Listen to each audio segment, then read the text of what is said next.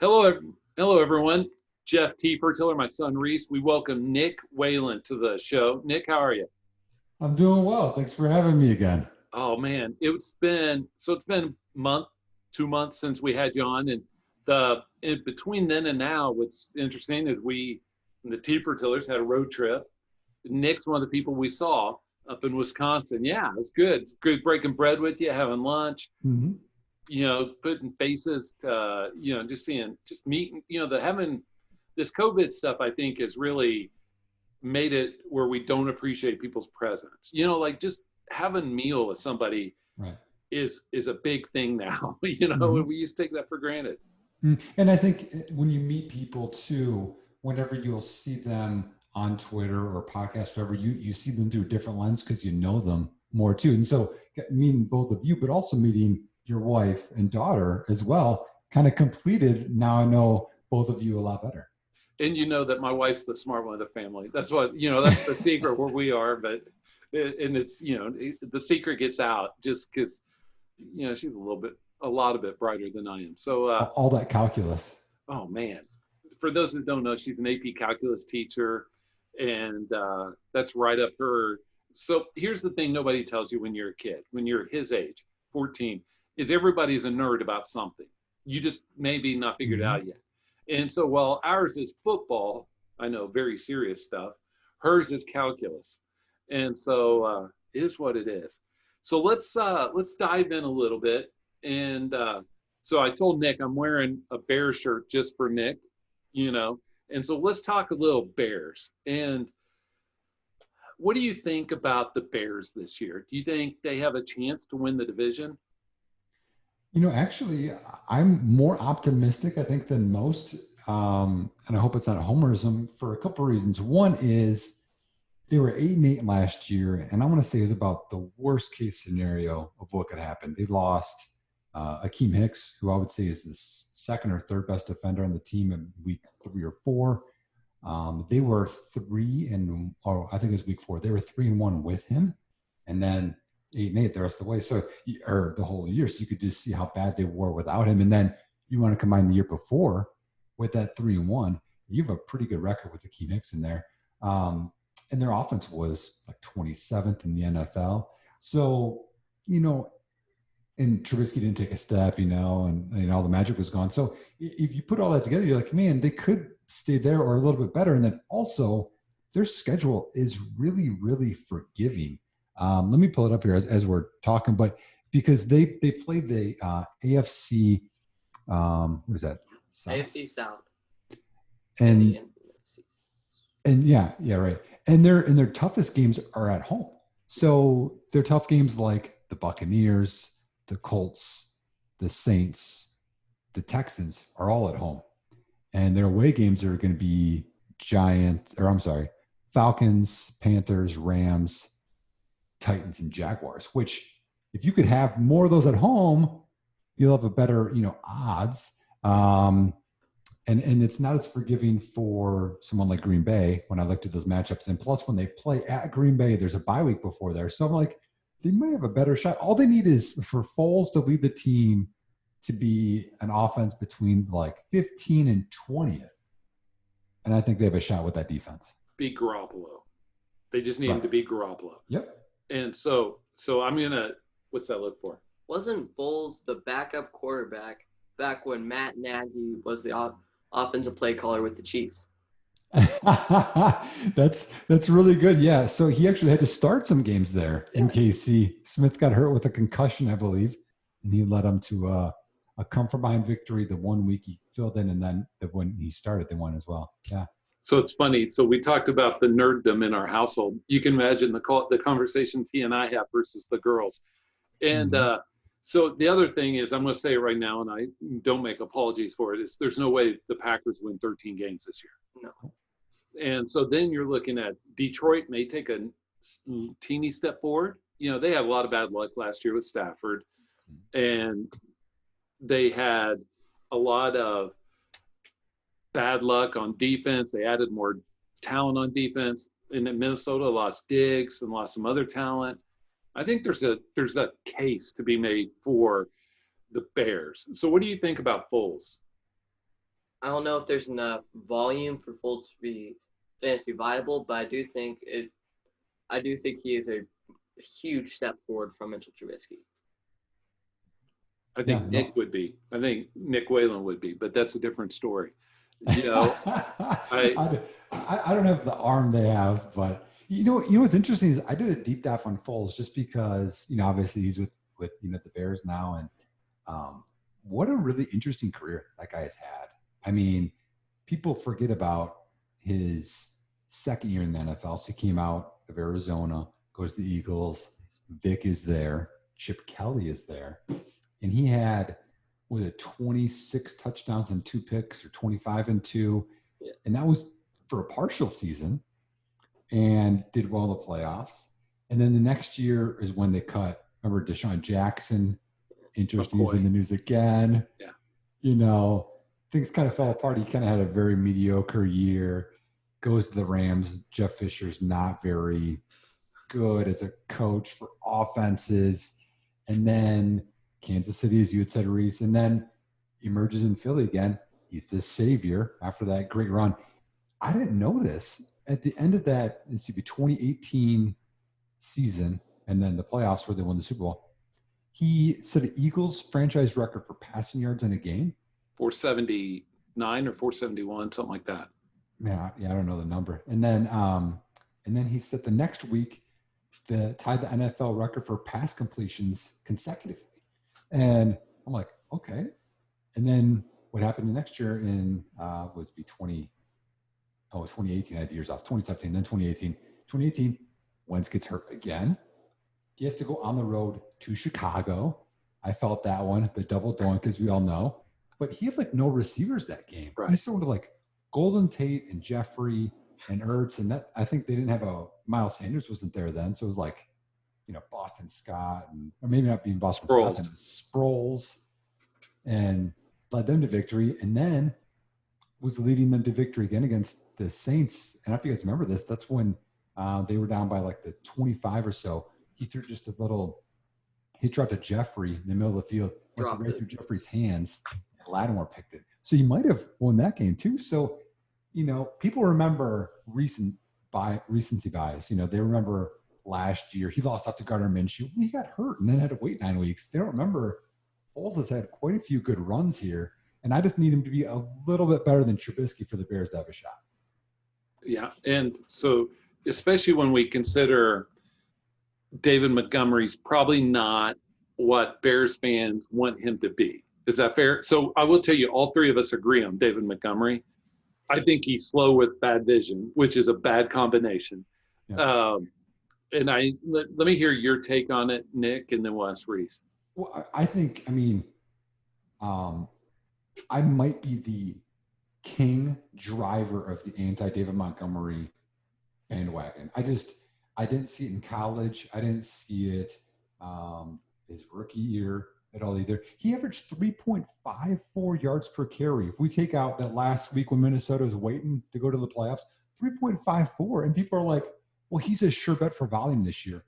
Who's a sure bet at 3.54? They can go get, Mike Davis off the street. Mike Davis could do it. And exactly. I mean, I've mentioned him because they signed him late last year. So do you like Tariq Cohen? I do like Tariq Cohen because 2 years ago he was an RB1. People forget about that. So I think Montgomery is one of those players where magically out of nowhere, when one of those street free agents becomes a viable fantasy asset, that could be the situation if he doesn't pick up and start running with conviction instead of thinking he's in high school and more athletic than everybody else, because you're not. And that could be a really good value potentially. And they could pick up Lamar Miller. What do you think of Montgomery and the Bears offense there, young lad? I do not like Montgomery. Usually slow, small backs do not do very well if you can't catch the ball. But also, everybody thinks of him as going to be like a big red zone runner. He had 33 rushing attempts inside the 20, but it's under half of what the Bears had. So I don't see much as big of a volume as, say, Ezekiel Elliott or Dalvin Cook, who get 70 or 80%. That's a good point, Reese, because one thing Nagy loves to do in the red zone, he loves to have these fun plays. So he was using Patterson down there. The year before, he was using Hakeem Hicks. He was throwing off the tackles. He likes to have fun down there. So you're right. I mean, Montgomery wouldn't see as much volume as your normal running back would. So you're saying he had less than 50% of their red zone carries? Yes, 48% to be exact. Okay. Which, if you don't get a lot of reception, so here's my take, and this is, I know, earth shattering, right?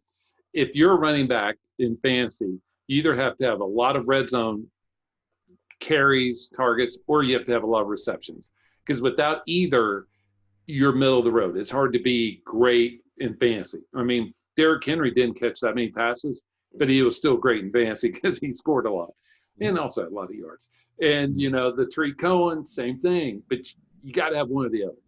Mm-hmm. No, and I'm with you. And with how Chicago is structured, I mean, sure, people joke because they have like 84 tight ends on the roster, but Jimmy Graham, and Cole Kmet, they're not going to be it this year. They're not going to command a huge target share. So you have Robinson, who people love this year, who, I don't mind at all. I think I've appreciated him more.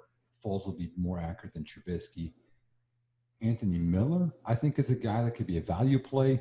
He had a stretch at the end of the year last year where I think it was over 6 weeks or something.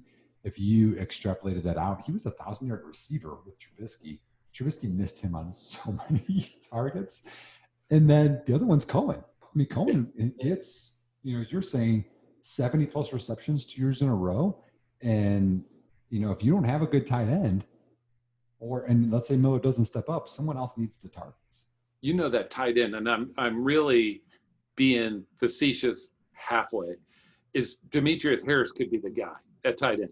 You just don't know. You don't know. So yeah. Reese is a Allen Robinson fan. Okay. Tell us why. He had the third most targets last year with 154. Not saying they're accurate because Trubisky was throwing them, but he had the most targets, and the Bears had 350 wide receiver targets as well. But also, what's that target share? 61.8. That's a big target share of the receivers, yeah. But Allen Robinson had 20 red zone targets, which led the league in red zone target share among their team. Mm-hmm. So I like that. I also like how A-Rob is wide receiver 13 in ADP, which is going right around the time of OBJ where there's a lot more questions. Yeah, and Robinson finished like receiver 9 last year. So why would he not at least have hopes in that range this year? It would be my take is he's safe at 13 because he's got a really good, and Reese is talking redraft, he's got a good floor. Right. The one concern I have with him, I want you to see what you think about this one, Reese, is Trubisky force-fed Robinson because it's like, I got nobody else. And actually, it reminded me back when Cutler would just force-feed Brandon Marshall, and it was just beautiful because Marshall was such a beast. Trubisky's not – I don't think – and there's people I have this disagreement with all the time. I don't see how they spend the money and the draft pick to start Trubisky. So if Foles is starting, there's no rapport with Allen Robinson. Is he going to see the same target share, or will Foles be one that spreads it out more? Even if he spreads it out, I would even gain – he may offset it by gaining efficiency. It's the one thing that I could see, right, is, the Bears didn't score that many touchdowns last year. To be 8-8, they didn't score very many touchdowns. That's how good the defense is. It's ridiculous. Yeah. And they were tired. They're on the field the whole time. What'd you say? They scored 28 touchdowns last year, only 8 on the ground. Another anti-Montgomery take. Yep. That's not sad. That. And so the other thing that Reese and I talk about all the time is, Robinson went from Bortles to Trubisky. Yeah. And Foles is going to look like Santa Claus in comparison the way he's giving this out, and which one's better, Foles or not Foles, but Trubisky or Bortles? Bortles had a good stretch. He had one good season that's better than anything Trubisky will have in his career. Right. Trubisky had about a week 4 until he hurt his shoulder in Minnesota his second year. They, it's interesting. I didn't know this. Someone brought this up. Is they said Trubisky was rehabbing this offseason because his shoulders were very different in strength. And I don't know if he has a lingering thing from that injury, similar to how Drew Brees used to have it early in his career. Yeah. And knows? Breeze, he and I were talking about the story of Breeze and Sean Payton the other day. For those that didn't know, so Breeze is in San Diego. They draft Rivers, right? Right. And he sets behind Rivers. I mean, Rivers sets behind him, right? And then his free agent, Culpepper's looking for a job at the same time. The Dolphins say, we really like Culpepper. We're afraid of that injury. And, that was, everybody remembers that story. Here's the one that, those, we wish we coulda, shoulda, well, that stuff. Think about Dallas chose Jason Garrett over Sean Payton. Sean Payton was offensive coordinator, left there to go to he may have been quarterback coach or whatever, but he left to go to the Saints, and he paired up with Breeze, and the rest is history. But could Sean Payton have maybe led them to more than one or two, playoff wins or whatever it is? And anyway. Another part of that story is, so, when you get a free agent, and for me, this is back to my college coaching. I remember when we get recruits in and you tour them around, you show them all the good parts. You want to here's all our trophies, here's the nice buildings, etc. They had him in, some type of SUV, him and his wife touring around New Orleans. And that was when, just after the hurricane had hit. Katrina. And someone took a wrong turn. They led him through really bad parts of New Orleans. They were just destroyed. And they're like, oh, this just crushed our chance of getting Drew Brees. And he took that as, man, I want to really rebuild this town, which they didn't know that was going to ignite him. So it's just a really interesting side part of that story, and they got him. Shows what kind of good dude he is, though, right? I know. I mean, some people would say, like whenever you hear people saying we need more prisons or psychological hospitals or whatever, everybody's like, man, that's a great idea for your neighborhood, not mine, right? And Breeze is saying, hey, it's all my neighborhood. We're all in this together. Let's get it back going. All right. So, Nick, one of the conversations Reese and I had, and he mentioned this on the FF Hustle podcast with Dwayne McFarland and Brian Drake, how we have disagreements, is his word. Yes. Could be arguments, right? Right. All right. With debates on Nick Chubb. So my take is, after the first 8 weeks that Hunt missed, Hunt and Chubb finished 1 or 2 total PPR points away from each other the rest of the way, last 8 games. And so it makes me think, Chubb at his price, some people have him as a top 10 redraft pick, makes me a little uncomfortable. But Reese has, especially, we'll bring up your Scott Fishbowl, since you have him in that league and you're wearing the t-shirt. By the way, for those, we'll get into it here in just a minute, but Nick and I are in the same Scott Fishbowl division, the big wheels. Big wheels keep on turning. So Tell me why I'm wrong on Nick Chubb. Kevin Stefanski is the new head coach, and Stefanski just likes to pound the ball down your throat. Don't mind if he does. And so Stefanski ran the ball third most in the NFL last year with 476 times. Hunt's not, and Chubb received 77% of the carries last year for the Browns. If you do 77% of 476, you're going to have Chubb in a hospital? No, they upgraded the offensive line. They don't have to worry about that. Sorry.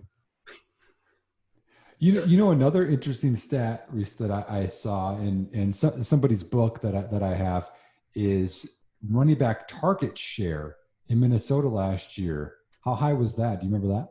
It was 28.6, I believe, percent for the Minnesota. So we all know Hunt's going to get his due.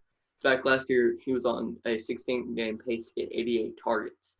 This year with the 28.6%, he could get, 100, 115 targets and really boost his fantasy appeal. But also, don't forget about Chubb, because he's always been overshadowed by Duke Johnson and Kareem Hunt in the passing game his first 2 years. Mm-hmm. Yeah, and that's what I was thinking of. In the book, I'm referencing his Reese's, by the way, that I enjoy. And I didn't know that. I didn't know, because you think Dalvin Cook had a good year last year, but he got targeted a lot. So if they, target Chubb even more than they did last year, and he had 1,400 yards. People forget that he had 1,400 yards last year. We're talking about Henry.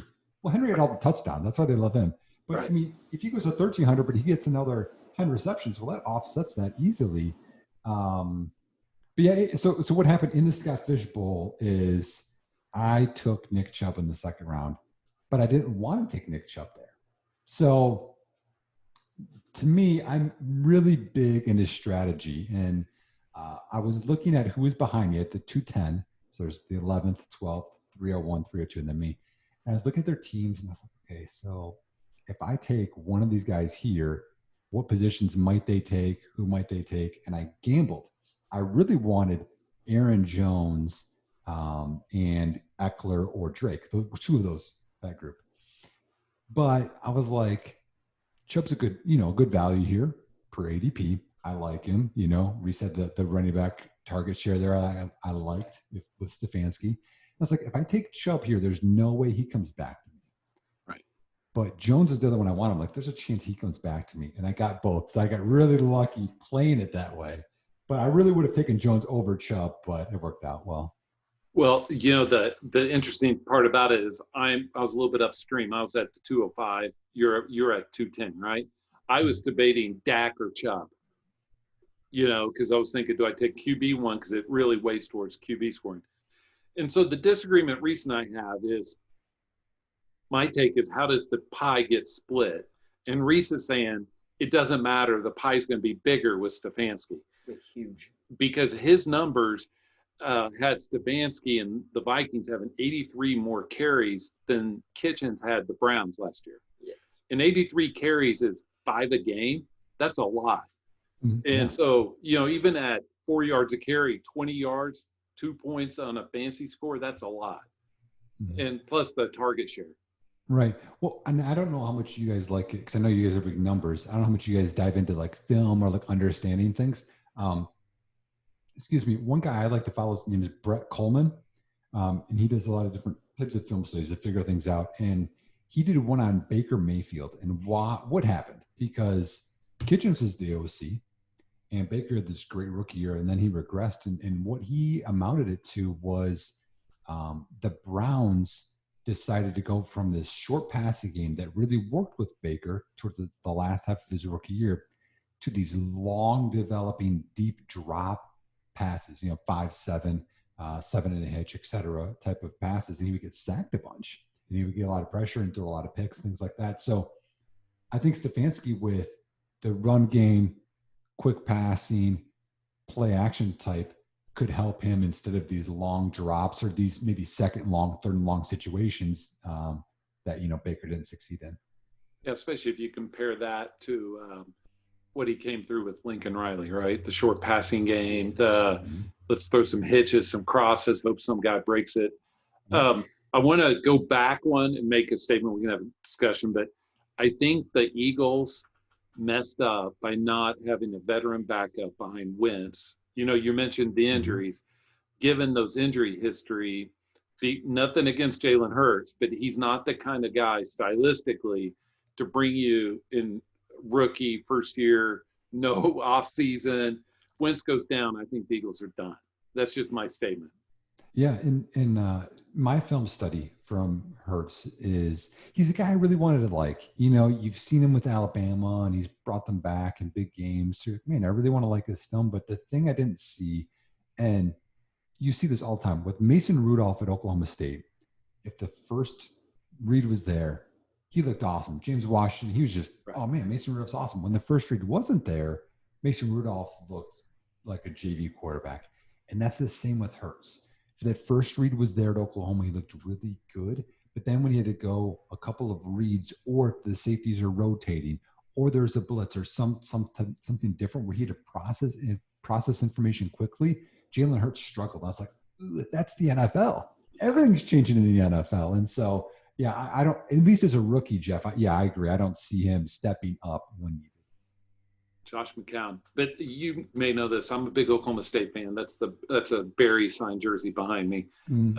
Big Barry fan. But just because, he's Barry, I guess. The one thing that when you were talking about safeties there, and I don't want to go too far off the path, but I think safety play has taken a big step backward from where it was.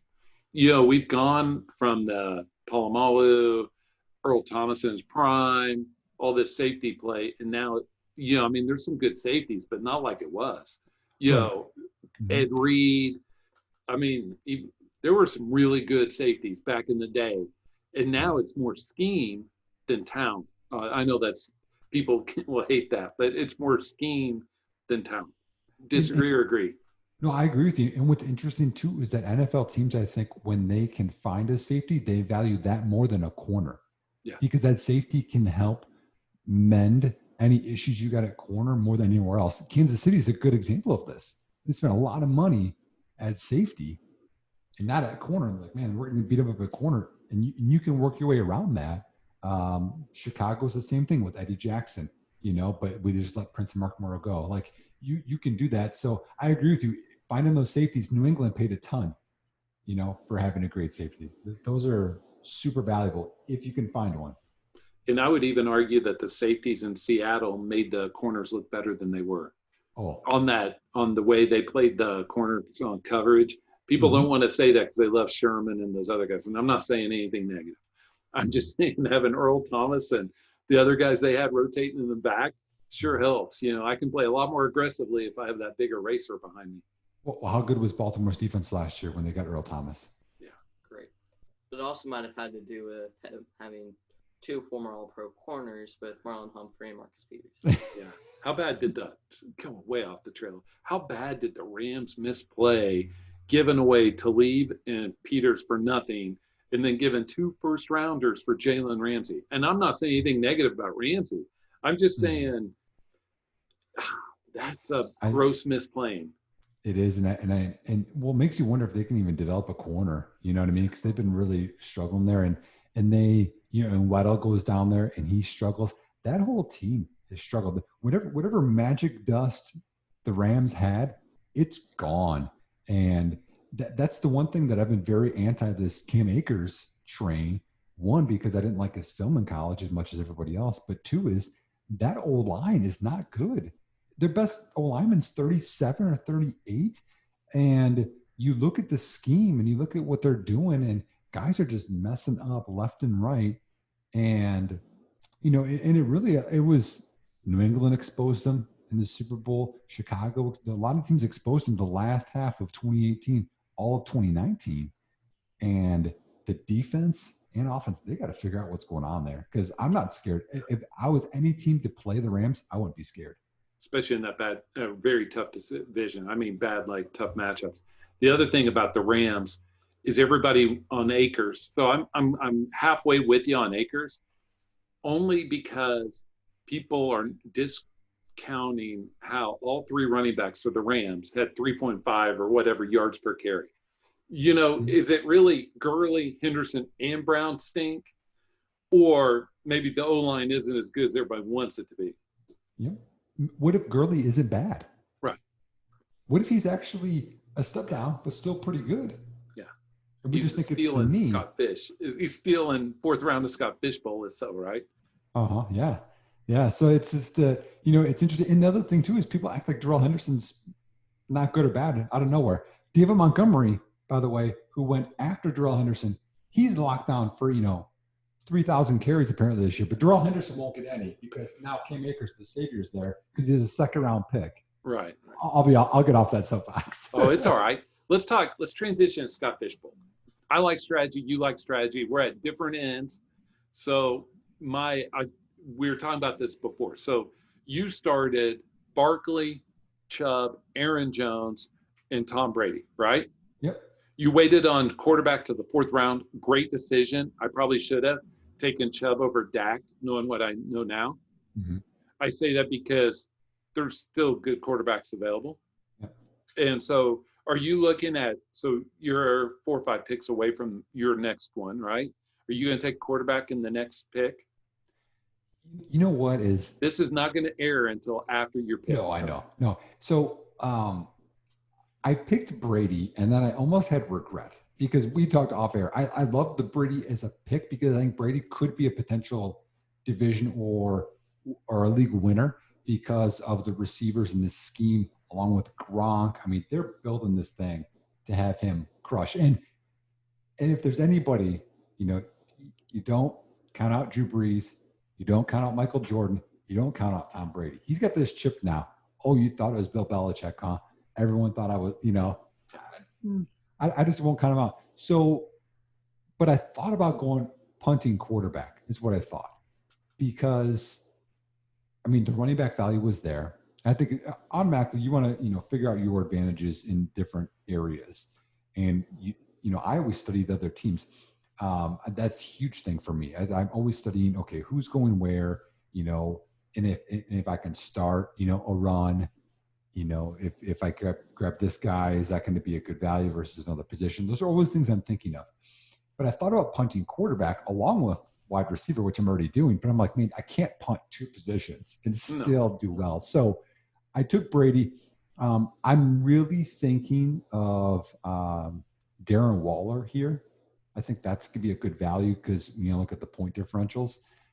If I don't go him or if he gets picked, I might go quarterback or I'll go another running back. Because if I can get 4 good running backs and there's a few left, yes, and it's going to make other guys with one running back really nervous. I have one. And so there's a couple guys I like at this next that should be available at this next turn. So I went Cook, which is okay at the 8 hole, right? I like that pick, Jeff. I do. And them looking at Dak or Chubb. And right now I probably should have taken Chubb, but we'll see. I like Dak for that offense, especially. And then I went receiver with Godwin Evans, hoping that nobody would, get Brady because he hadn't been going in the other ones very high. And so I was hoping he'd last to the 5-8. And I would have this super stack of Buccaneers. Because the one thing I think about the Buccaneers is Bruce Arians showed us last year that he'll give them he'll give Brady plenty of volume. But Godwin and Evans were top 20 players last year in this scoring, top 20, 25. And so what do you? No, you can go. Oh, but I'll probably have to go at least a quarterback or a running back along with a receiver at this next one.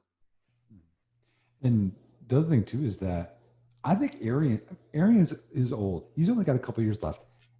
I don't think if they're winning in games, they're going to slow down. I think they're just going to crush points. Like that one year, when they had Moss and Welker, I think they're going to push points. And with all those weapons, I mean, I could see them, really pushing the envelope. So I think both receivers make sense too.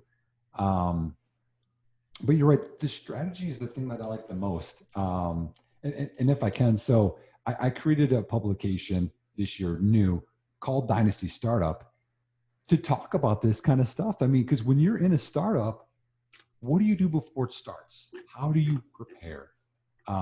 Because the more I find this out, I don't know if this is right with you, Jeff, as well, but the more I prepare for a draft, the better I do. And that's even now. This is, 15 years into playing fantasy. The more I prepare and I'm talking everything. Like you break down your scoring format, but I'm talking you study your league mates. Yeah. Look at their Twitter. What drafts have they done before? Okay, they like this guy. Hey, Jeff doesn't like Nick Chubb as much. You make all these little notes and it leaves all these puzzle pieces to put together and you could get some advantages. And then before draft starts, I kind of outline the first 10 picks of mine. And I say, okay, these are like 3 or 5 guys I like at each spot. And then you pick one you like, and then you outline like, okay, I don't like those first 10 picks. Then you pick a new set and you figure out what positions is the best to go through. Now, again, that's before, and in a dynasty startup, you can trade. If you're like, hey, I don't like anybody in this 8th spot, trade up or down. So all that strategy stuff, as I made it, it's called Dynasty Startup. If you're interested, you can check it out on my Twitter. But I think this strategy stuff is what people love, but they don't talk enough about because this is where it's at. It's not, if you guess the perfect sleeper, whatever, you have to have a good rest of your draft or you're still not going to win. Right. And I will tell you that I'm 100% with you. I was going to tee that up here real shortly. And I want to get into the dynasty strategy because when you said do your homework, I will tell you this. I'm in 9 dynasty leagues, some Devy, some Superflex, some not, right? I bet there's a few players I have on 5 or 6 of those 9. We all do it.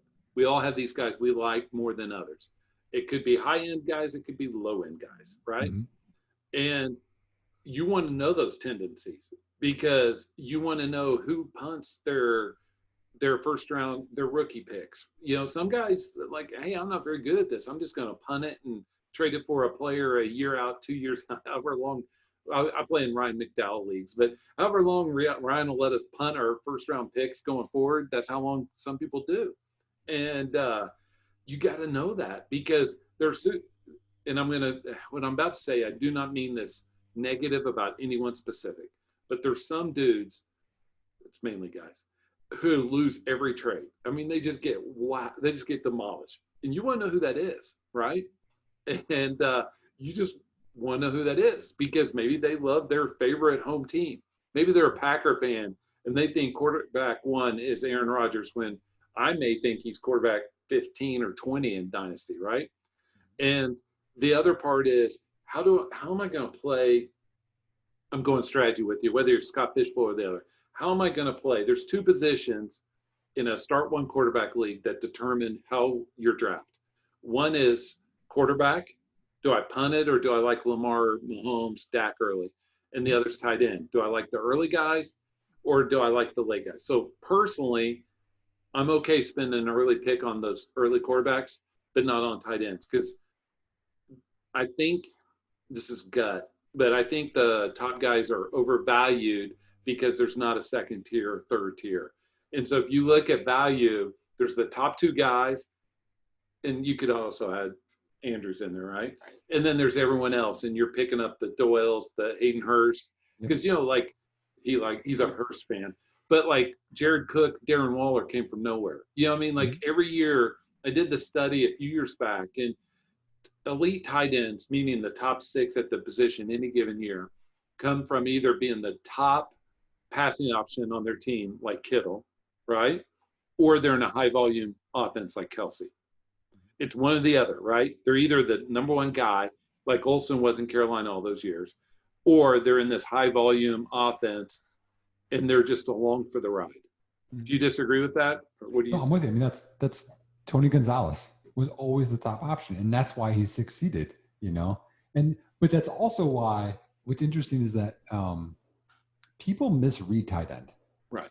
People chase athletes. That's why David Njoku is so underrated and Austin Hooper is trash or O.J. Howard's going to be it. It's like, listen, you have 3 years of data that says that they're not studs, and these teams are bringing in other players for a reason. You need to follow the transactions and not follow your bias, which is also another tell of dynasty startups. You need to know, do they chase the youth movement? Do they want the pretty team with potential? Do they want the veterans? Yeah. Some people, whether they want to admit it or not, Jeff, they actually don't want to win. Like they're not playing to win. They're playing for fun. It's a hobby. Right. Go ahead. Always have all the first round picks. Always have all of the Devy players. I mean, I'm a Devy guy myself, but I like winning. I'm selfish. Rebuild. I'm always in rebuild mode. Yeah. And so I'm one that probably leans more veteran than young, just because I to your point, all right, this stat probably better than I do. If I look at first round rookie picks year over year going back, hit rate, meaning you got two elite fantasy seasons out of them. Hit rate's probably 30%. Or less. Mm-hmm. And so those guys that sell Tyreek Hill for 2 firsts probably don't have, they're not going to get Tyreek Hill. And all right, so we all look, all right, I have this thought in life. And so please, if you disagree, not too many of us check our blind spots. Try to understand what my personal blind spots are in fantasy, fatherhood, whatever. And one of them is looking back at some of my trades. And I overpaid for Juju this time last year. I gave up 3 first rounders, a couple late, one anyway. And now I'm looking, it could be Michael Pittman, blah, blah, blah. And now I'm like, man, I'd rather have Juju than 3 Michael Pittmans, mm-hmm. or Pittman, Ruggs, and pick someone else, right? Mm-hmm. And it's because we undervalue positional thing. The last thing, and I'll kick it to Reese, last thought I had for you on the dynasty strategy. Tell me what you think of this. There's a timing cycle for dynasty for each type of asset. Rookie picks are worth the least during the season and the most leading up to the draft.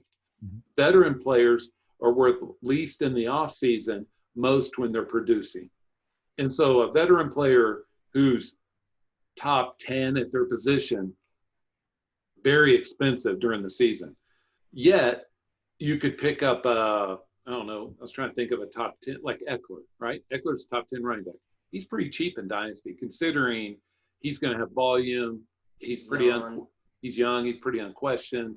You know what I'm saying? Like, how many, what, if I, right now, CEH is worth a lot more than Eckler in Dynasty, right? Yeah.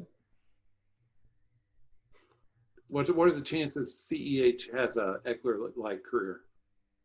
Or even last season. That's you know, what like it's, yeah, no, I'm with you. You know, one of those guys right now for me, you want to talk about like a veteran that's a buy that's going to help you in season. I think you had mentioned him. That's going to be dirt cheap, 3rd round rookie pick, probably the last. Jack Doyle. Yeah. Go trade. Go get him. He's your backup tight end, or could start with you. Really supports that. Your wide receiver 1 is Hilton, gets hurt. Wide receiver 2, I don't trust Paris Campbell. Pittman's a rookie. There's an opportunity there for him to have a sneaky tight end 1 season, and you're going to have him for cheap. So that's like a guy you can get right now for cheap. And then the guy to sell right now, because we love these end of season runs players have. There's a couple of them. One's Kenyon Drake, because apparently he's going to have the same last 5 games for a whole season. You know, let's forget the previous 4 seasons that he had. Let's just focus on 5 games that he had. And another one is Miles Sanders. Miles Sanders did not have a great first half of the season. And then when Jordan Howard, I think, got hurt, he had a decent last 4 or 5 games. And then all of a sudden now he's a dynasty startup first round pick. It's crazy. And the other one that gets me is, and this is Mixon in the DLF ADP is worth more than Devontae Adams. Crazy to me, right? Adams plug, wide receiver, top half 1. Right. So reason I were talking about Drake today even. And he's kind of he's more optimistic than I am. So for me, I'll say the anti, just like Chubb, and he could say the 4. But Drake had 69 to be exact, PPR points in 2 games. He averaged the highest number of carries he had in season before he came to the Cardinals was 133 carries. Not very much. Cardinals give him 18.75 touches a game, which is a lot for a guy that nobody trusted, right? And I'm like, can he hold up? Is he what's he going to do with that? And lastly, to put the stamp on the exclamation point, he had, so I just told you his volume. He had 3 games and only 2 after being traded to Arizona where he topped 100 total yards. So he had all this volume, and only 2 he busts out, like monster games. It's kind of like the Vincent Jackson of days gone by. You know, he'd have 4 games. He'd have 4 40-point games, and we'd keep putting them in our lineup because it's the lottery. You never know when it's going to hit that week, right? Best ball. You're right, Reese. But, you're 5, 45, 3, 12.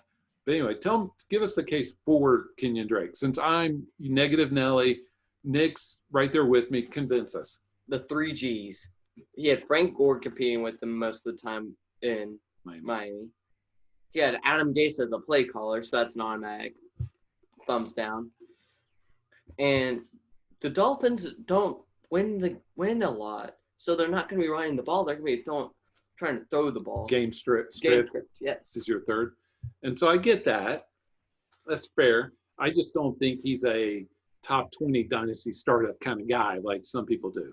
I will agree with that. I'd say that he is a top 25, though. In redraft, he is a top.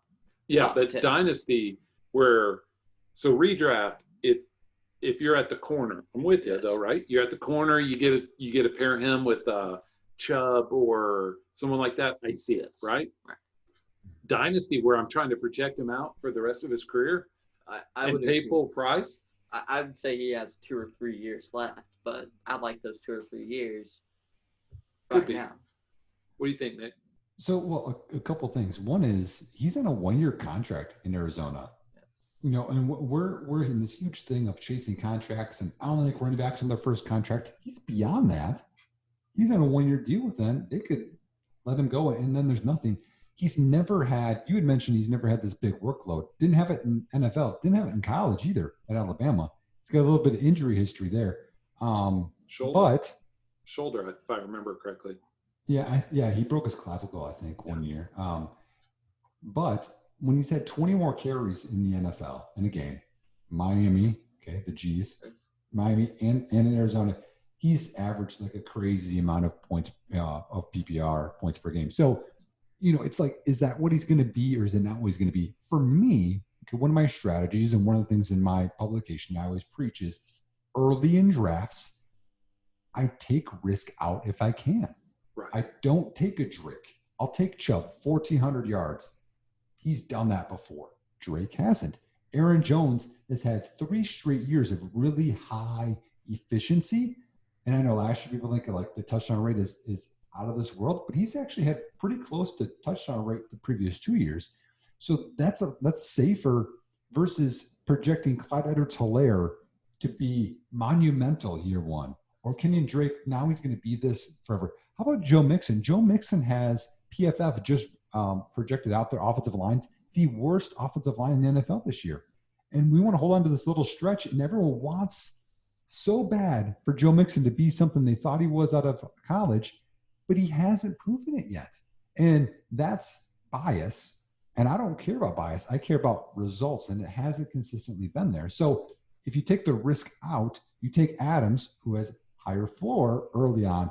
Later on, go for those ceilings, not early. Yeah, I'll go. I'm going to apply that to regular life, right? In our biggest investments, we want the least risk, right?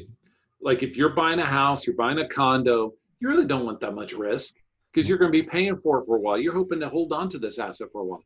Now, as you move down your assets, your second car, you want it to be a sports car because it's a fun car to drive, and your son wants you to get that because he wants to take it, the girls out when he's old enough.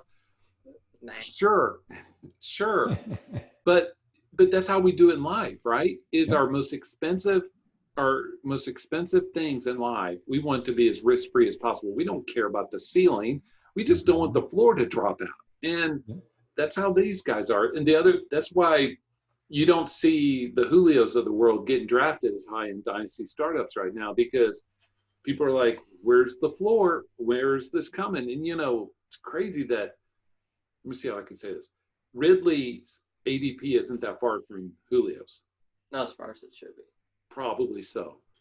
Especially because they're not as far away in age as people would like to think. Mm-hmm. And so, anyway, it's getting off. All right, so let's talk dynasty on your stuff so we can help talk about your book. So you talk about strategies. Are there a couple dynasty players you're like, hey, I'm hot on or I'm cold on? Interesting. So that publication is only about strategy. So like if someone wanted to have a startup draft, you take that and I say this in the beginning, like if you do everything in this, it's going to take you a lot of time. Like you have to be able to dedicate the time. But if you get this and you're in multiple dynasty startups this year, next year, you can use this forever. Like that's the thing. It's not like a time sensitive thing. So that's, I think, kind of the benefit to it. But guys I'm burning on, interesting. I'll say this one. I think Austin Hooper is getting a terrible rap right now. People want to hate on Austin Hooper because he's not in Atlanta. Okay, I get it. Apparently Atlanta is the new Kyle Shanahan offense and nothing can go wrong in Atlanta, apparently. And I get it. There's some good players there.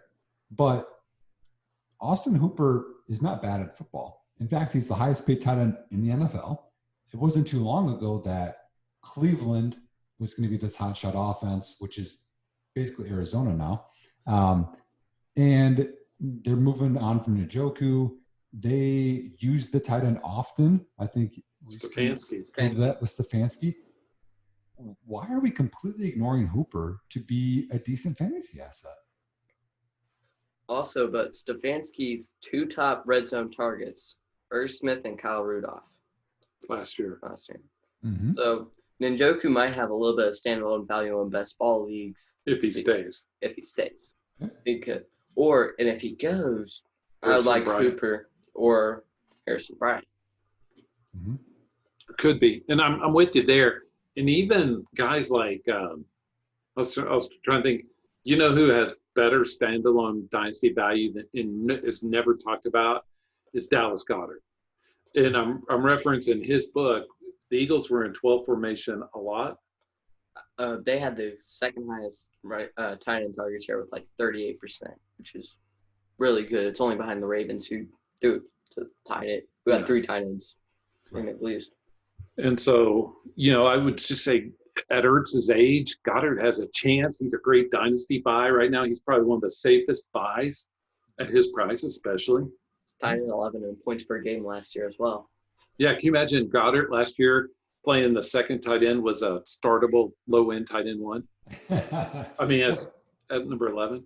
He's such a great talent out of college. Yeah. I just loved him. He had some great ball skills out of a small school. It was just, you could just see the talent that's there. And it was pretty amazing for Philly to jump Dallas to take Goddard. So Dallas didn't take him, and then Dallas does it this year with the receiver.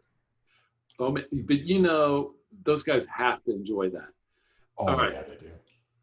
Nick, this time flies when we talk about it. So tell us about this publication and some of the other stuff you've worked on. You put out a lot of stuff this summer. Yeah, I have. So I've already produced the graduates, so that would be my rookie draft guide.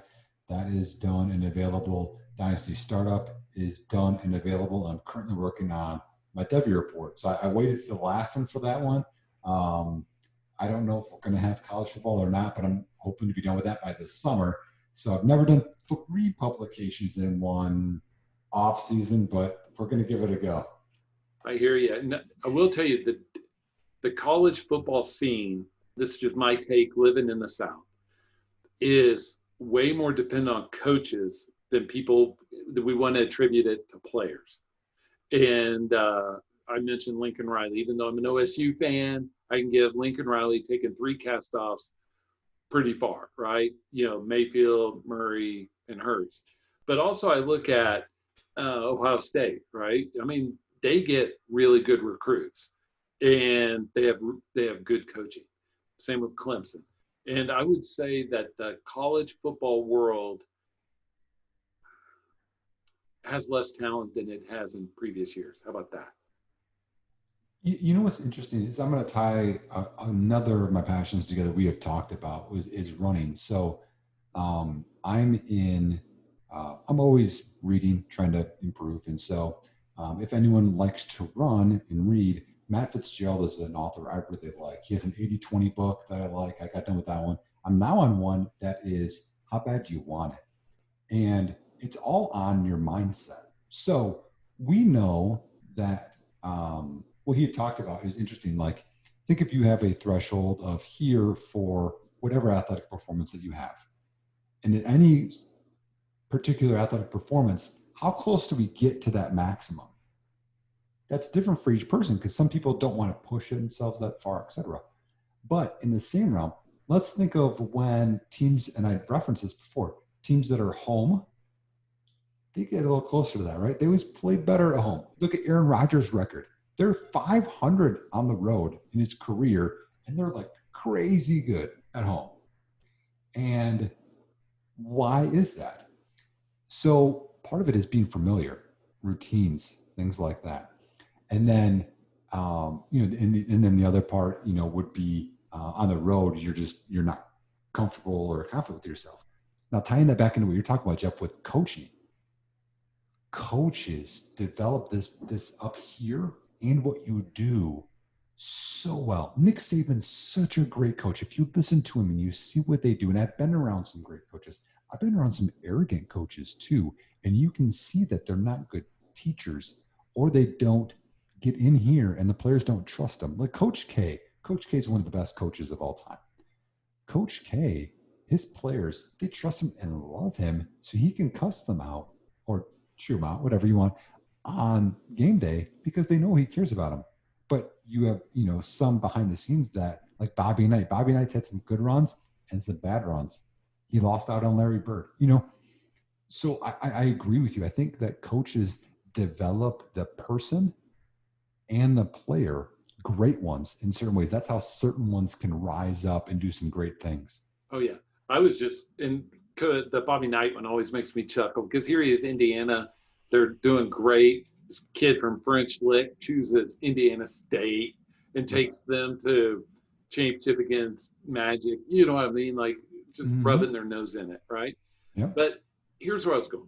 As an Oklahoma State fan, the difference in coaching between Lincoln Riley and Mike Gundy is way more than people realize. It's like Belichick against Gase. Those two teams, you could split the Patriots and the Jets, and Belichick would still beat Gase with his own players. You know what I mean? And I like Gundy too. Yeah, he's all right, but he has a system. It's similar to Leach in my book. They have this system. Other people don't see it very often.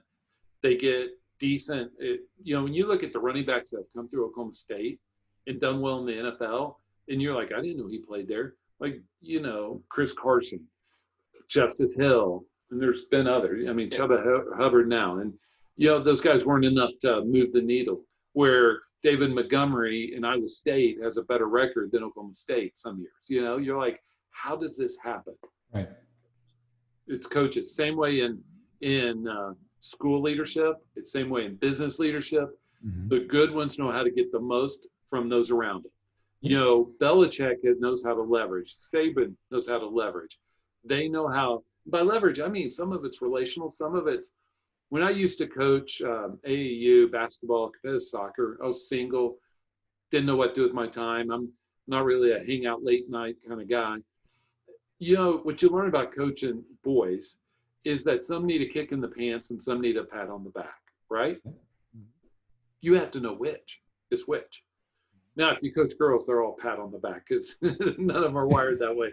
But some guys really need somebody to say, hey, come on, I need you to do better, right? I mean, they need that encouragement. And some, it's like, oh, you'll get them next time, But as a coach, you have to have that relationship that they trust you to say stuff that's maybe not pleasant. Like Coach O, right? Coach O has had some really good players come through LSU of late because of that. I would say maybe his acting career on The Blind Side, but all those guys. What do you think, Reese, as a young lad? What do you think helps motivate you besides your parents, being so loving and all? Coaching does help a lot, but I also think players do help too. Because I don't think, say, Justin Fields and Trevor Lawrence. I think Justin Fields. I think Trevor Lawrence would still, if you flip the two, Clemson would still win. Yeah, but don't use that analogy. Use Trevor Lawrence going to Auburn instead of Bo Nix. Would he be able to bring them, or would Clemson be able to use their backup quarterback like they played some last season and bring them up? Do you understand? That's the difference. And other than those rare occasions where you have like a Cam Newton elevating Auburn, and some miracle. All right, last question before we let you go, Nick. Oh, first of all, we talked about, here's Reese's book. It may be backwards on there. It's Fantasy Football Predictive Analytics. And so check it out. Cam Newton, what are your thoughts? Dynasty redraft, what are you thinking? He's so overhyped right now. Like, it's just, it's a good story and all. I always root for players because that's their career. That's their livelihood, And in terms of fantasy football, I'm not chasing that. I'm not. When he's had the injuries that he's had, and he hasn't been. People think of Cam Newton like, man, all those rushing touchdowns, and he was the MVP. That was 5 years ago. 5 years ago, other players were good then too. He did have a decent 2018. I'll give you that. But in terms of, we're talking about risk. There's higher risk there and a much lower floor than people are talking about. They're like, oh, he's a low-end QB1. That's probably on the ceiling side. I don't think he has a top 3 fantasy season in him anymore. I don't think he does. Not with those weapons. not No, unless they bring in Antonio Brown or somebody like that. But no. N'Keal Harry's one of those guys that, all right, I don't mean to preach and cut you off, but in the league that I have N'Keal Harry, if I can get a future first, I'm out on him because I've already seen that. Not to get preached too much, but if you see that a wide receiver cannot create separation in the NFL, you need to dump him quickly because it's never going to catch up. Sorry to cut you off. No, and he couldn't create separation in college either. I didn't like him, and people were on me about him. I'm like, he just wins jump balls, and because he's 6'4", 220, that's not going to happen in the league, and it didn't. And even if he does hit, that ceiling's a lot lower for him. That's like take out the 1 year of Alshon Jeffrey. It's kind of like that. Okay, maybe 1,000 yards. Like that's the ceiling, the best it could be for N'Keal Harry. If you want to get me on a soapbox, it's going to be how bad people want to trash the better version of Cam Newton right now, which is named Josh Allen, because of this bias coming into his rookie year and part of his rookie year. And people want to forget about that he's a mid QB1, and they just want to preach completion percentage, but they don't want to talk about how bad his weapons have been. But now he has Diggs, and they've built that team around him, and he consistently runs. They want to talk about Lamar, and they want to talk about, Kyler could run. Josh Allen runs successfully too, but, it's this notion that we don't like Josh Allen. But I think I bought him in 2 dynasty leagues this offseason for cheap. Reese and I disagree. So I'm anti Josh Allen only because I worry about the completion. And I will tell you this. I'm more down on Diggs, fantasy only, not than I am Josh Allen. Because people don't want to know this, but John Brown scored more fantasy points per game than Diggs did last year. Mm-hmm. And now they're competing over a pie that's not very big, And anyway, my anti on Allen is only that there's risk, and people have to bake that into the price. There is a risk that he's never going to take off. Fair?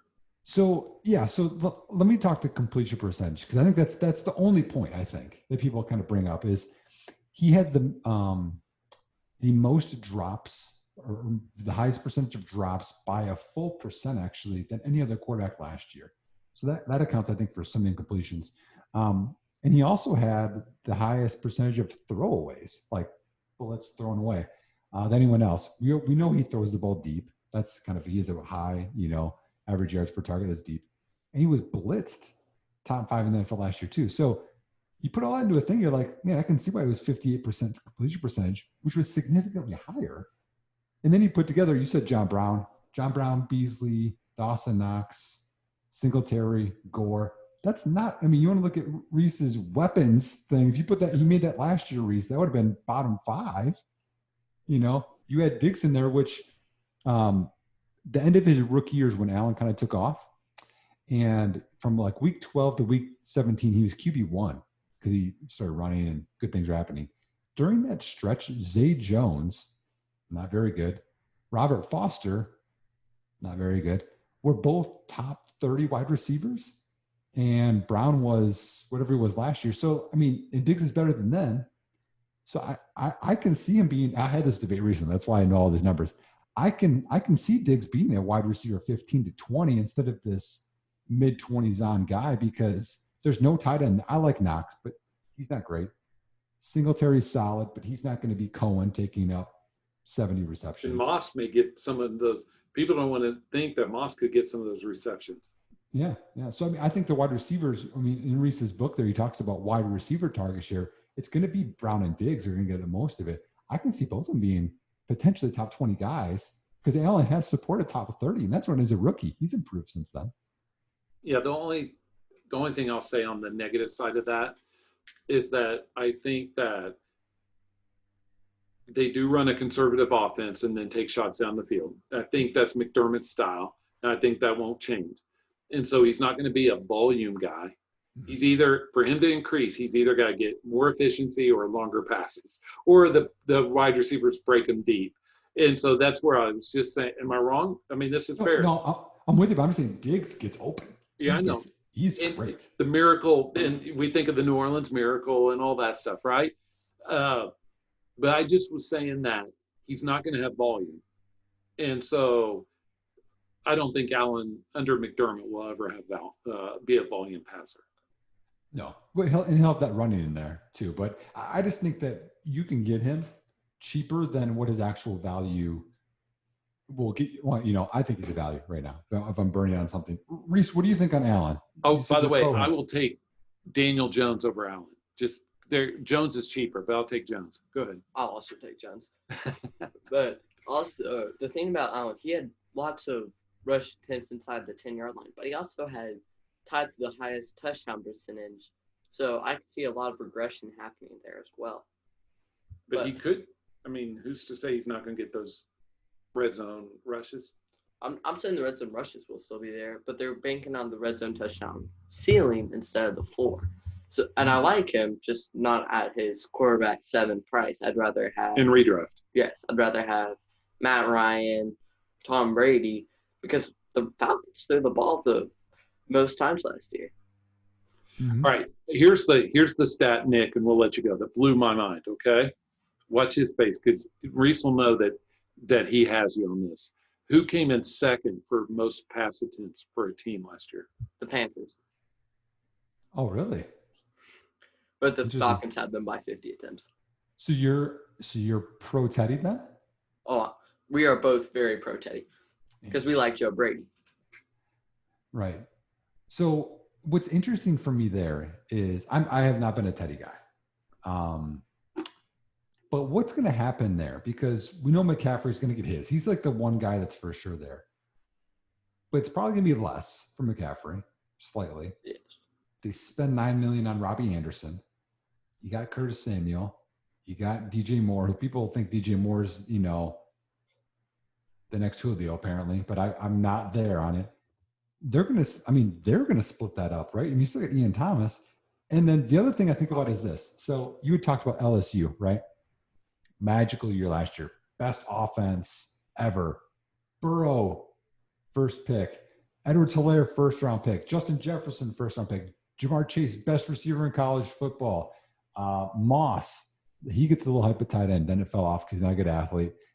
They still got Terrace Marshall, decent wide receiver prospect who had good stats. I think do you have 10 touchdowns as well? They all can't be amazing. Or are they good and Joe Brady's not great? Yeah, it's the Lincoln Riley and the 3 quarterbacks. It's the same conversation, right? Mm-hmm. I'm probably more it's Lincoln Riley than it was Hurts, Mayfield, and Murray. And just because college, it's so easy to set those guys up to be in great situations. You know more about the coaching than I do. I just know those play calls, and it's easier in college than in the pros. The pros, they'll give you that look, and then you shift out of it, and then they change their look back, right? It's this chess match. Yeah. And it's not as much in the college game, because that's where you mentioned McVay, where McVay really had these other teams, is he would run up to the line of scrimmage, and Goff would act like he's calling a play. The Rams, McVay would see what they're in, and then call the play into Goff, and he would run it from there. It wasn't Goff, it was McVay. Right. And so on that same realm then, so are you guys pro Arizona this year? And that is Kyler this magic piece, or was it Lincoln Riley?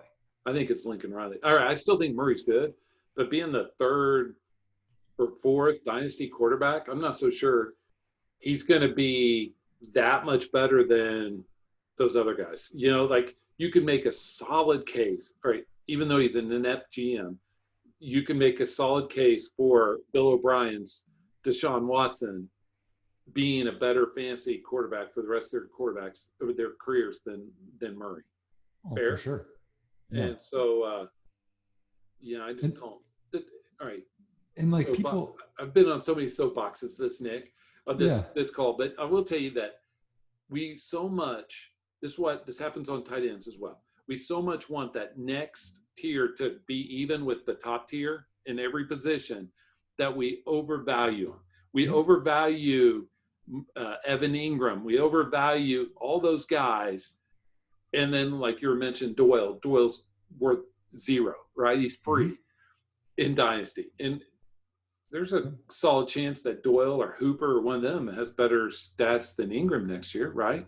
Yep. And the thing is like, I like Kyler Murray, but his value is making me not like him in fantasy because Kyler Murray isn't Lamar Jackson. He's not. Kyler Murray's not Patrick Mahomes either. But people are just assuming he's the next of that group, and he's valued up there similarly to how Baker was after his rookie year. He's QB2. I'll bet against that price and that Arizona with not a good offensive line, and they're magically just going to do it. And Cliff Kingsbury, by the way, has never had a good record. He got fired in college. He was 5-10 and 1 last year, something like that. And all of a sudden now he's this guru. It's like, well, quarterbacks did he have in college too? Yeah, he's had some decent quarterbacks. We talked about this once. He had Mahomes, he had Mayfield, and he had Davis Webb at Texas Tech all at the same time. Yep. Am I wrong? No, yeah. And this is the Big 12, which has Swiss cheese defense. Yep. And I mean, this is to your point about giving Gundy a little more props. I expect more from those coaches. Like when they have that kind of advantage, and it makes you also wonder, what does Kingsbury know about recruiting quarterbacks to have those three on one roster? I mean, you have to think one college roster, they had 3 of those guys. Yes. Anyway, what closing thoughts do you have there, young lad? On the Cardinals, I like Hopkins, but I don't like Murray, considering we learned last year that from Baker that's kind of hard to throw to your receivers when you're on the ground. Yeah, high sack rate, and it's going to hurt him in Scott Fishbowl, which you have negative points for sacks and for turnovers. That's the other reason I went with Dak. I'm a believer in the Dallas offense being pretty high octane this year, and the offensive line. Yeah, exactly. Oh, and I think that's the other thing too I did in the bowl is I looked at those PFF offensive line rankings. Cleveland's high, Green Bay's high, the Giants I think are like 20th, but then you got the Mixons and you got these guys that Akers, and they're just lower, and you're like, I'll just gamble on the good offensive lines helping me out. An interesting one, by the way, is with Miles Sanders is they lost Brandon Brooks recently, which is really sad. One of the best guards in the NFL. You lose him. They just lost Jason Peters too. That's who knows what's going to happen with that offensive line. And where's Trent Williams? 49ers. Yep. Yeah, I'm just saying there's.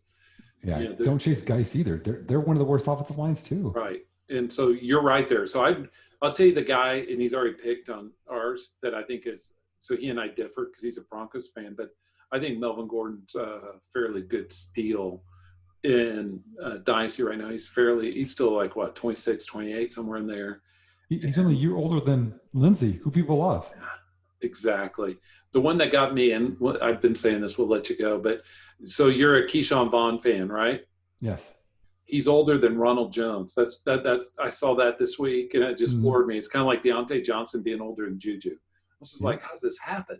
Yeah. And I'm a huge Rojo fan and Vaughn fan, so I think they're both going to split and do well. Yeah. The other part is to your strategy point, and we'll put this to bed, is some people chase age and miss out on the Cooper Cups. And it's there's so much context, and everything's a small sample size that there has to be some skill in how do we infer here and not here. How do we do that? There is some skill that people maybe underappreciate. Is that fair? No, I'm with you. And I'm not saying you be like who's the quarterback from Oklahoma State that went to play baseball? Then he came back to the Texans. Oh, Brandon Whedon. Not like Whedon. We don't want a 27-year-old Chris Winky Brandon. Drew Henson. Huh? Drew Henson. Oh, yeah.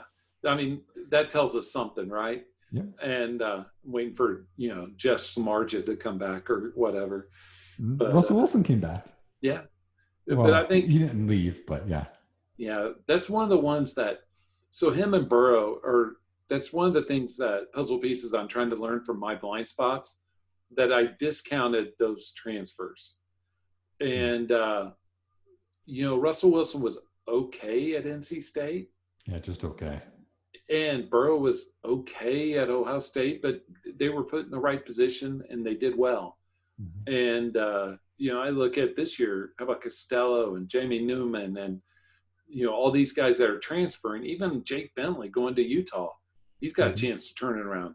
And maybe I need to take a self-reflective. Maybe I need to take a closer look at those guys, and possibly they get better coaching.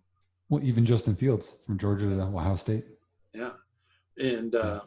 I mean, and that's just part of the human spirit too, is that, you faltered at one area and then you get an opportunity somewhere else. When you can give somebody hope, you never know what's going to happen. exactly, and the right coaching situation. We've all, whether it's him in school, me way back in school, you as a coach teacher, we all have been unsuccessful in one environment and successful in another, and it's all due to circumstance. And we need to understand that's the case for these guys who are professional athletes. They're not robots. Mm-hmm. And so anyway, do you disagree with that? No. And so anyway, Nick, this time flies. And so we appreciate your time. And so guys, hit up Nick on his publications. And Dynasty Strategy is one I could talk forever on, just because there's not just one way to win in Dynasty. Yep. And it's all about balancing how do we want to attack, what do we want our team to look like, what do the other owners, what are their tendencies. All this comes together. And like if you're in a league that doesn't trade at all, you draft differently than one that's very active. Mm-hmm. And so it's just one of those things.